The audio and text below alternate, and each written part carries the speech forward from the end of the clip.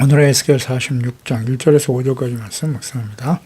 46장 1절에서 5절까지 말씀했습니다. 주 여호와께서 이같이 말씀하셨느니라.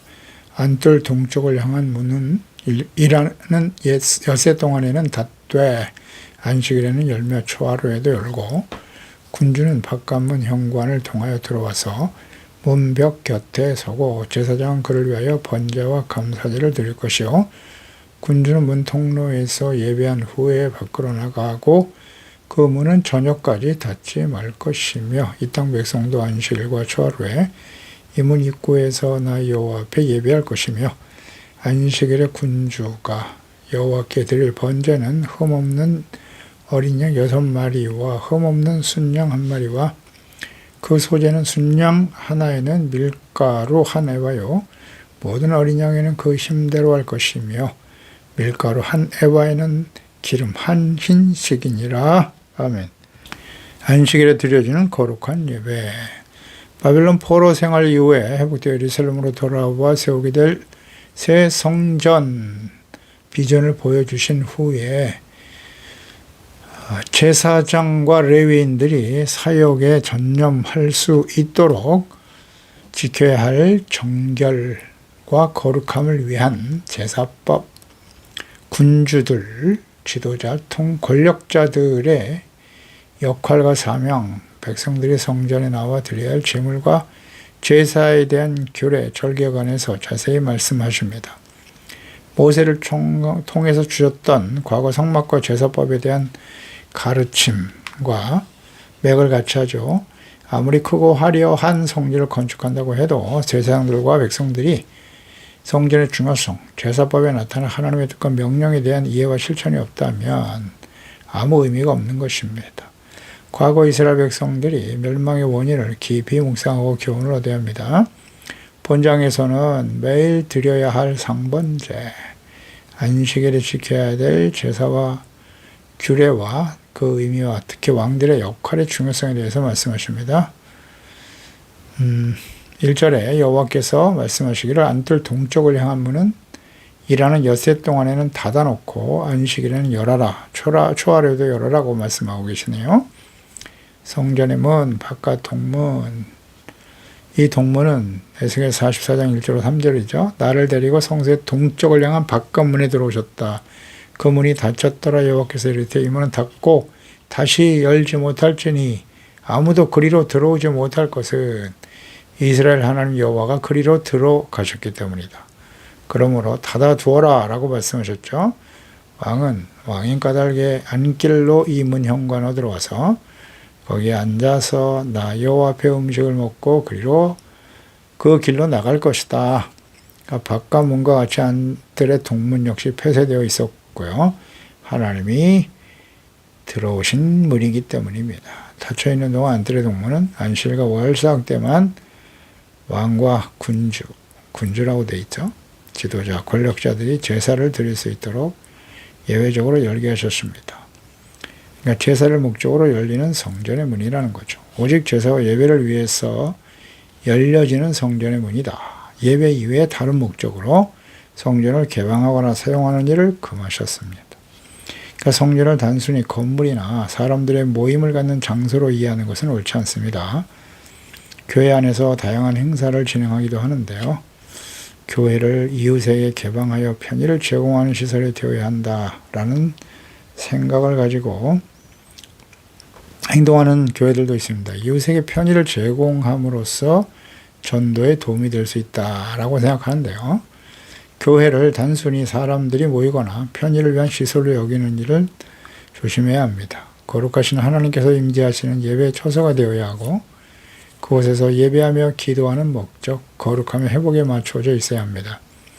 거룩함, 착한 행실, 빛된 삶을 성실한 교회와 교인들이 아무리 이웃의 교회를 개방하고 온갖 행사를 진행한다고 해도 하나님께서 영광을 받으실 수 없습니다. 사람들을 주께로 인도할 수 없는 것이죠.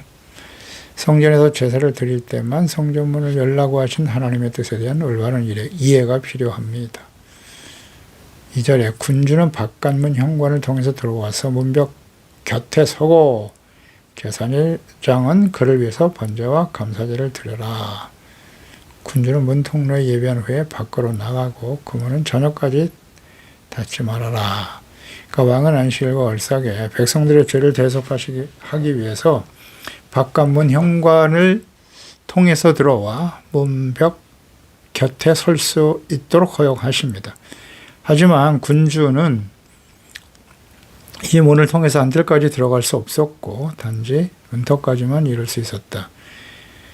그러니까 모든 제사의 수행하는 제사장을 묵도하고 지켜보는 일까지 허용하신 겁니다.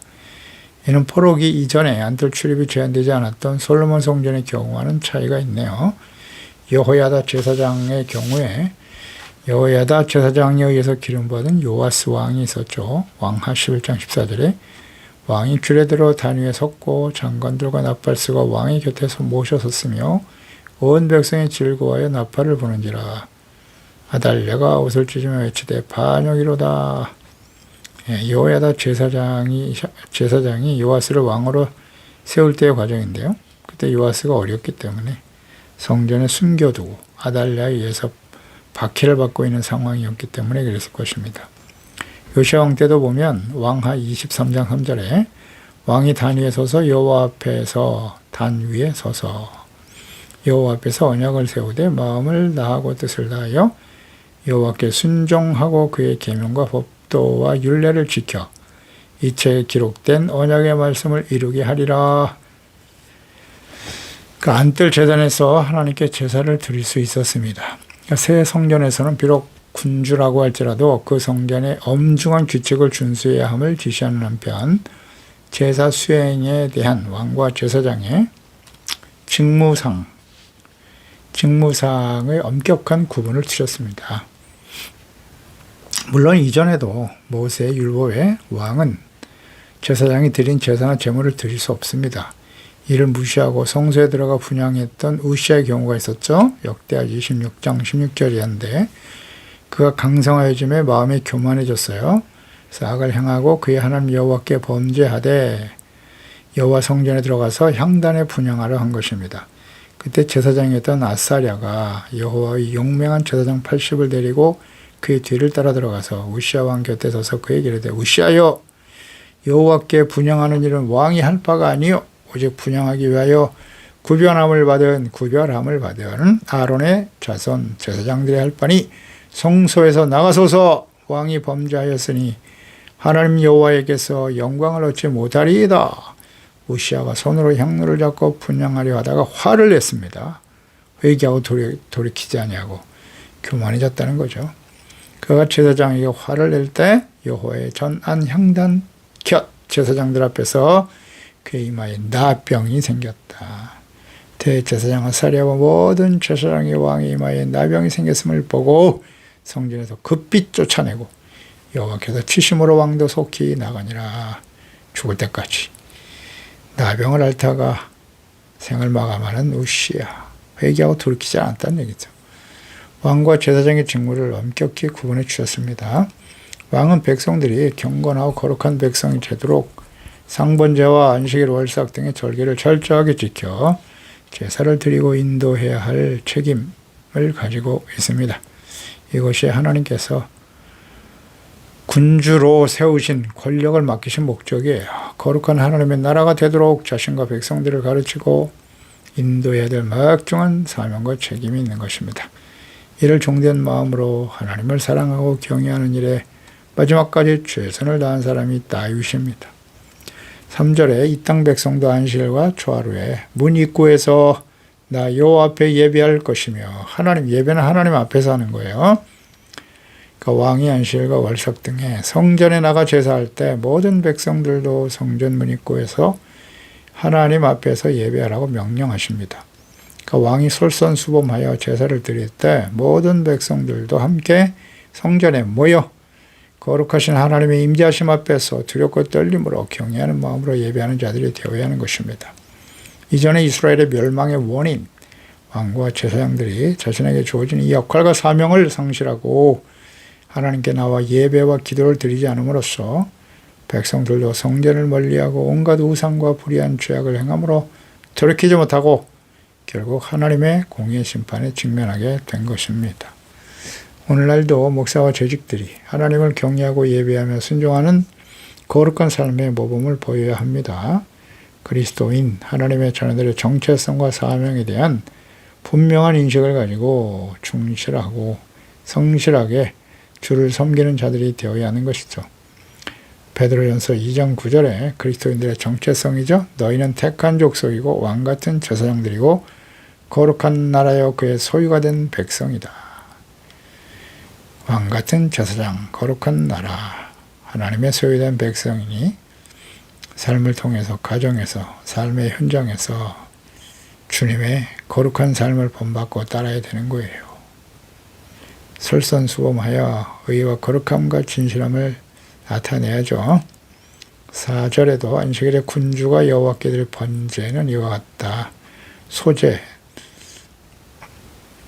번제와 소제를 드려야 한다. 안식일에 왕이 군주가 하나님께 드릴 번제입니다. 흠없는 어린 양 6마리, 순양 1마리. 그 예물이 이전 모세율법에 규정된 안식일에 드릴 예물보다 더 많아졌어요. 민수기 28장 9절에 보면 안식일에는 1년 되고 흠없는 순양 2마리와 고운 가루 10분의 2의 기름 섞은 소제와 그 전제를 드릴 것이라 하셨습니다. 이게 더 많아졌죠, 예물이. 더 많은 제물을 드려야 하나님께서 기뻐하시는 것은 아닙니다. 더 철저하게 자신의 죄를 깨닫고 진실한 마음으로 회개하기를 권고하시는 것입니다. 그게 하나님의 뜻이겠죠? 모든 어린 양에는 그 힘대로 할 것이며 밀가루 한 네반은 기름 한 흰씩이다 라고 말씀하십니다. 그 힘대로 하라는 것은 손에 가득 담을 수 있는 만큼의 소재를 드린다는 의미인데요. 문자적으로 보면 제 감사하는 마음을 담아서 자발적으로 자원하는 마음으로 기쁜 뜻으로 헌신하라라고 하는 의미입니다. 마음과 뜻을 다하라는 뜻이에요. 마음과 뜻을 다해서 다만 하나님께 제사와 예배를 드릴 때 올바른 자세는 고린도후서 9장 7절이죠. 각각 그 마음에 정한 대로 할 것이요 인색함으로는 억지로 하지 말지니 하나님은 즐겨내는 자를 사랑하는 것이다. 사랑하시나니라 라고 말씀하죠.